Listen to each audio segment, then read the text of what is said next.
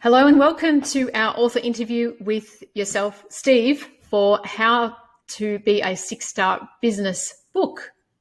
This is an author interview where we get to know you a bit better. And I'm so excited to be here, Av. I can't believe that you guys have pulled this off in such a short time. I'm so excited to see what happens with this. I know, me too. It's kind of mind-blowing, right? It is indeed. Yep. Yeah. And I have to point out, Steve, that you were the very first author to put their hand up. I know. And I'm hoping to get extra credits for that. Well, we'll see what we can do. Okay. Absolutely. We are so grateful for you starting the journey for us and showing us that, hey, this is actually real. And we've got some amazing people around us. And Steve, you're the first one. So not that I wanted to be the first one, Av, but there was no question that I wanted to be involved in it. Right. And when the invitation came along, it was a no-brainer for me. It was like, yep, I want to be a part of this. Yeah. Oh, that's beautiful. And we were so touched because we both know you and we were like, oh, yes, we want Steve to be a part of this too. So I want to kick this off by asking you to share a little bit about yourself, because the people watching this video are those who don't know you yet, like I do. And how about we start with you just saying like who you are, where you are in the world, who you serve, and maybe something you like to do outside of work.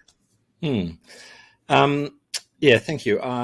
I started a business called Inspiring Business in 2019, and I'm based on the Tweed coast, not very far from you, on the Queensland-New South Wales border. And I've been here for about 20 years, but in the last 10 years, I've worked overseas in Papua New Guinea. And when I came back, COVID hit, and that gave me the opportunity to focus on my the Australian opportunities. And so I've settled on helping small business owners who are wanting to move out of that freelance, self-employed mindset and move into an enterprise where they actually are managing the business. And then that gives them an opportunity to scale. And scaling doesn't necessarily mean growth. It could mean time. Yeah. They just want their weekend back. So yeah, I'm really I'm very pleased with the response that I'm getting from the clients that I'm dealing with, because there is an absolute need for it, and I think the solution that I provide is a bespoke one, so it's not out of the can, and that excites me, to be able to do that. What do I like to do outside of work, or what I do? I'm a brand new grandfather, and so hanging out with little Eli is just a joy. And on the other side of it, I ride motorbikes, or a motorbike, and so I love. And we're blessed where we live. There's a lot of country roads, long, winding, twisty country roads that are just an absolute dream to ride on. So I'm very blessed on two fronts there. Wow, the motorbike riding grandfather. That's pretty cool, Steve. I was joking with my daughter. I said, I'm going to get a sidecar and we'll put Eli in. Just give him a little helmet, There's no chance, I love it. by the way. There's absolutely no chance of letting him anywhere near it. So if you could describe yourself in one sentence, what would you say? How could you describe you? Oh, that's a hard one, isn't it? I mean, I'll stop talking about me. What do you think about me? So there's there's a little bit of me there, that little bit of silly, the silliness, having a bit of a joke. But I tend to be quite serious in what I do. So that's not a sentence, is it? Passionate, loving, caring, and love to have fun. Yeah, that seems to sum you up from what I know of you as well. So great answer. So tell me, Steve, what is your chapter about? It's about culture, how to create a culture within an organization. Love so, it. so you want me to go on with that? No, you don't have to, because the next question I have for you is, what impact do you hope to make by being an author of this chapter in the book? Yeah, I guess it's what I want to do with making a difference with the clients that I work with. There's a lot to culture.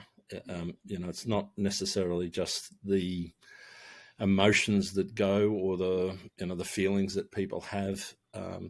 It's about how you care for the people who are in your charge. And I use that word deliberately. They are in your charge. You have an accountability. You have a responsibility for the people who work with you and for you. And you can be an autocrat. Yeah. You can be a disciplinarian, and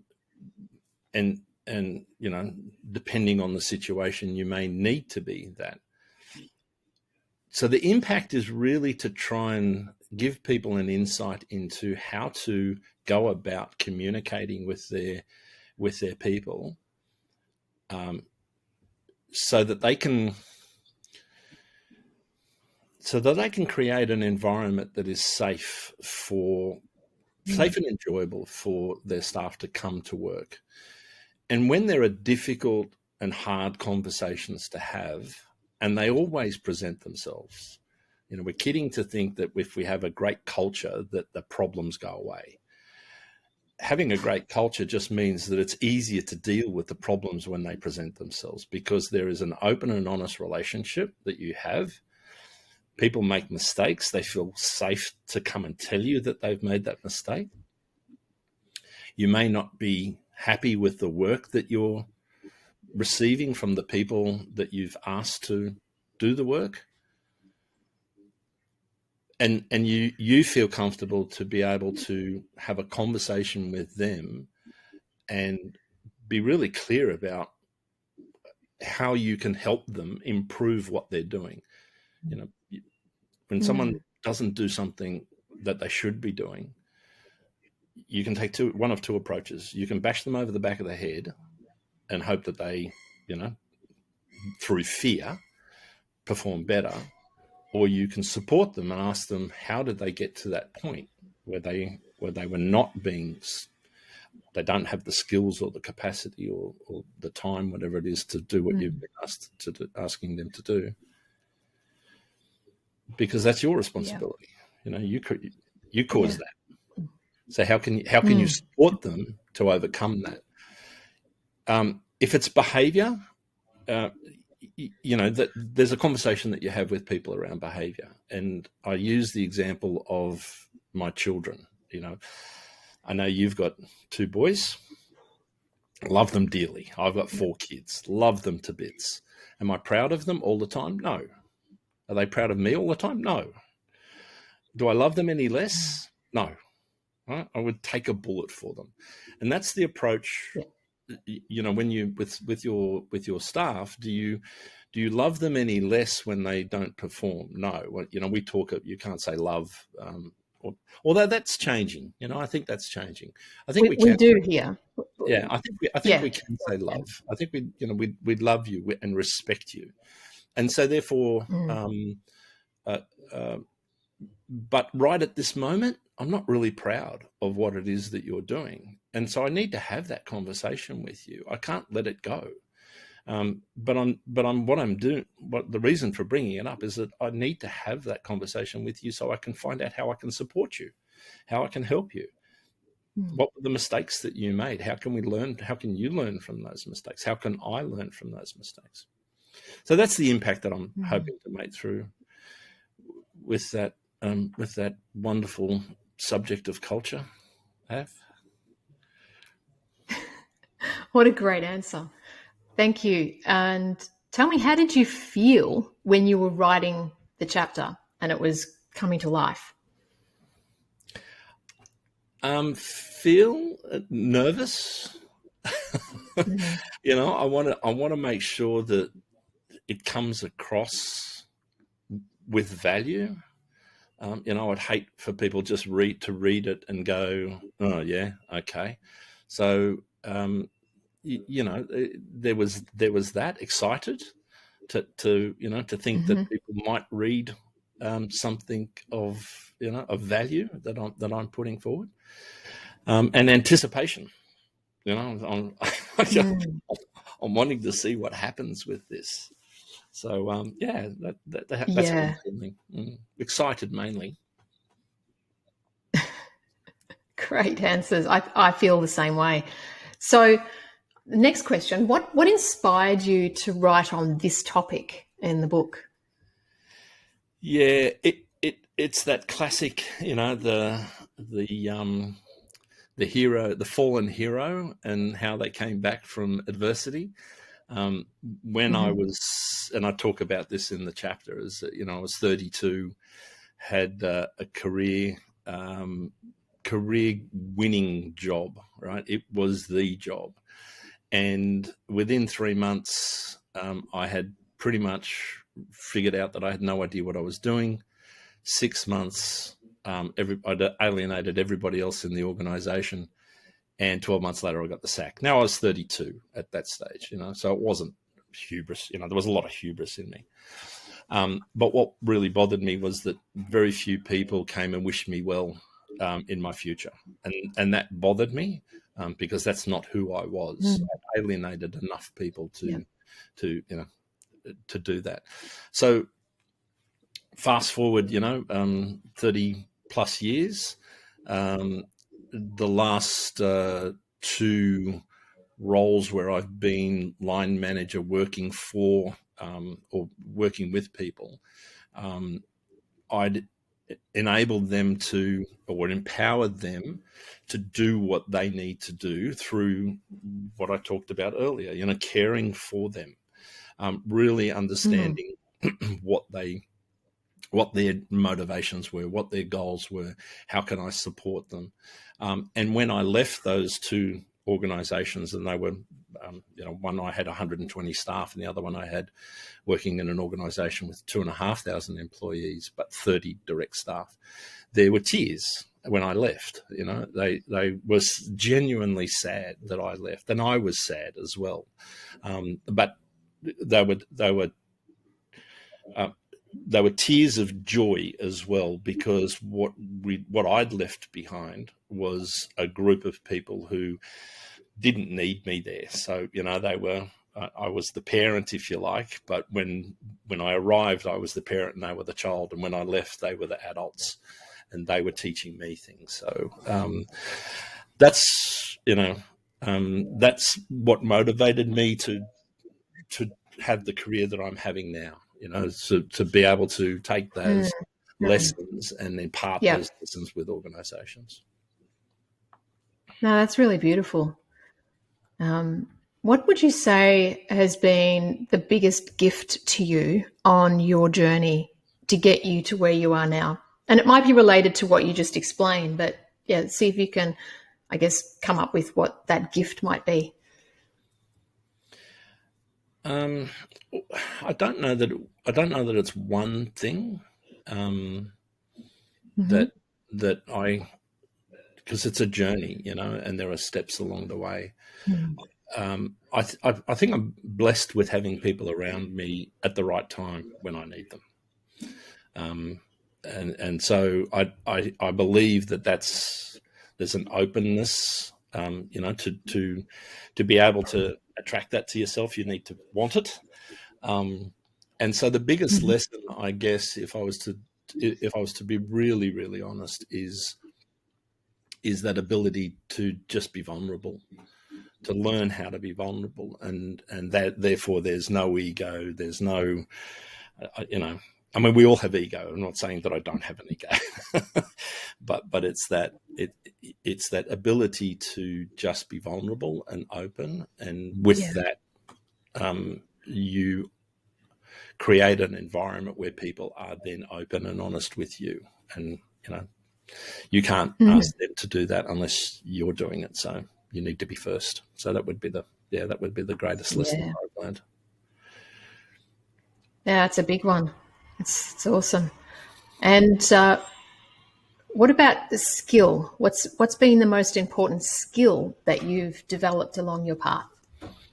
Patience. Absolutely. Papua New Guinea, because I spent 10 years in Papua New Guinea, it taught me patience. It taught me that not everything has to be done straight away, because we live in a very fast world, and we're always so busy to get the next thing done. And sometimes stopping and being quiet, and we call it mindfulness now, right?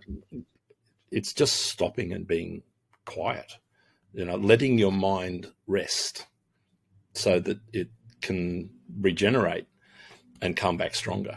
We do it with our body when we're training, but we don't stop. So that would be the greatest skill. I love that. I'm getting so much from this, Steve. This is why I love talking with you, because you've got so much wisdom and experience, and you've embodied it, and now you're sharing all this with others as part of your business, and then in the book. So it's just really beautiful.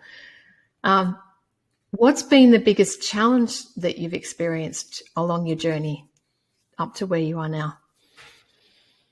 Patience.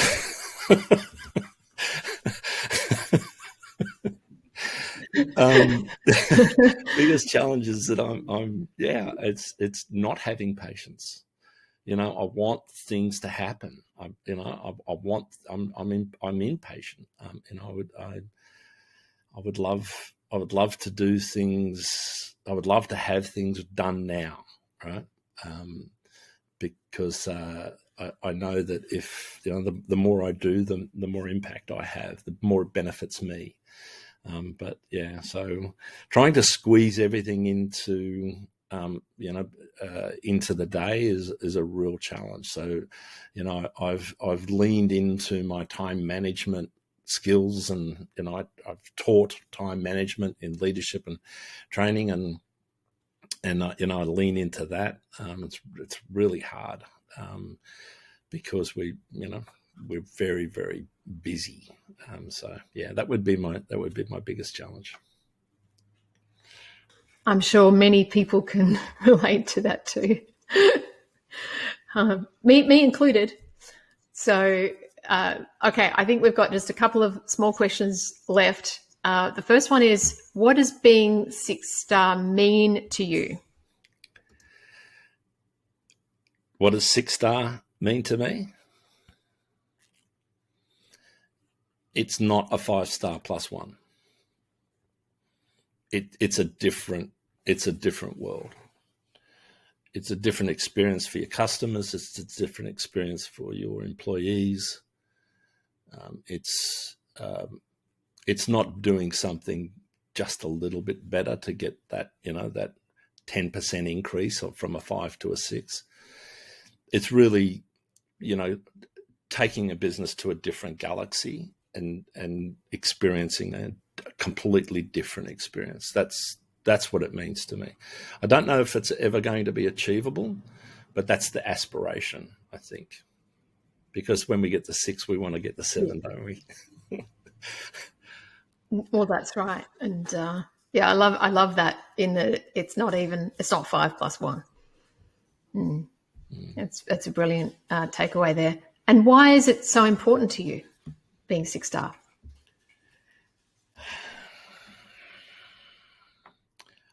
I think we are, as a planet, as a molten lump of steel floating around in this place.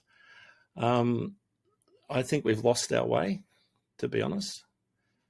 And so, what does 6-star mean to me? It means we're going to do things differently. And I get emotional over this, as you can tell. Yeah. I do too, just hearing you say that. Yeah, I mean, I've got 4 kids.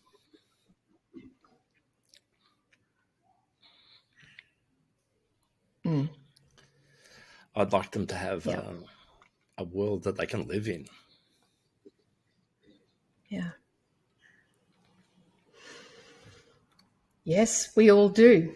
And you're now a grandfather, and you want your grandchild to grow up in a world that's safe, fun, free, and beautiful. So, That's what a 6-star planet looks like. And yeah, business drives us. So let's create a yeah. 6-star environment that we can all live in.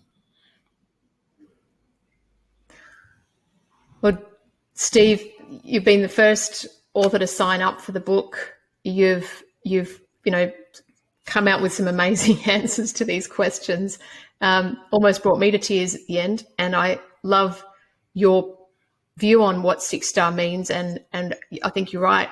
This is about making the world a better place.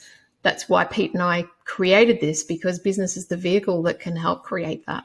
And if there was ever words to embody that, what you just said, was perfectly expressed. So I just want to Yes. thank you for all that you are and what you brought so far. I'm so excited to see all the chapters lined up in the book, and I'm sure that everyone watching this will be really excited to read your chapter, because you've got so much knowledge and wisdom that you've brought out in your chapter.